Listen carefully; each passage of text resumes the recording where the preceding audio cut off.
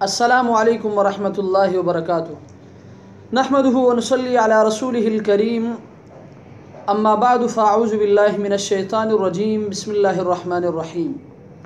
الحمدللہ آج قسط نمبر 173 میں آپ کے مسائل اور ان کے حل کے ساتھ ایک مرتبہ پھر میں آپ کے درمیان مسئلہ نمبر 1، چترال سے محترم عبدالباسط خواجہ صاحب نے سوال کیا ہے کہ تہجد کی نماز کی نیت کیسی کرنی چاہیے اور تہجد کا وقت کب سے شروع ہوتا ہے اور تہجد کے نماز کی رکعات کی تعداد کتنی ہے۔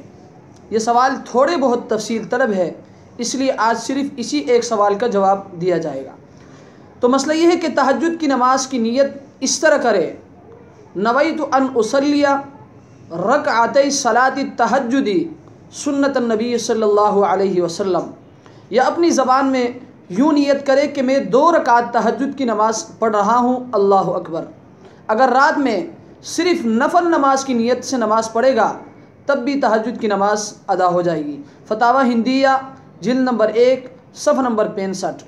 اور تہجد کی نماز کا وقت عشاء کی نماز کے بعد سے شروع ہوتا ہے اور صبح صادق سے پہلے تک رہتا ہے۔ بہتر یہ ہے کہ آدھی رات گزرنے کے بعد تہجد کی نماز پڑھی جائے۔ باقی عشاء کے نماز کے بعد سے صبح صادق ہونے سے پہلے کسی بھی وقت تہجد کی نماز پڑھنے سے تہجد کی نماز ادا ہو جائے گی۔ فتاوی شامی جلد نمبر 2 صفحہ نمبر 24۔ اور تہجد کی نماز کم سے کم 2 رکعت اور زیادہ سے زیادہ 12 رکعت منقول ہے۔ نبی کریم صلی اللہ علیہ وسلم عام طور پر 8 رکعت پڑھتے تھے اور 2 رکعت کر کے پڑھتے تھے۔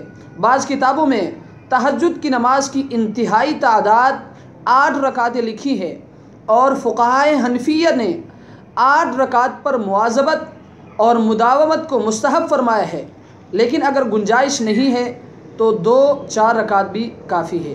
اللہ تبارک و تعالی ہمیں ان مسائل کو سمجھنے کی توفیق عطا فرمائے۔ وآخر دعوانا ان الحمد للہ رب العالمین۔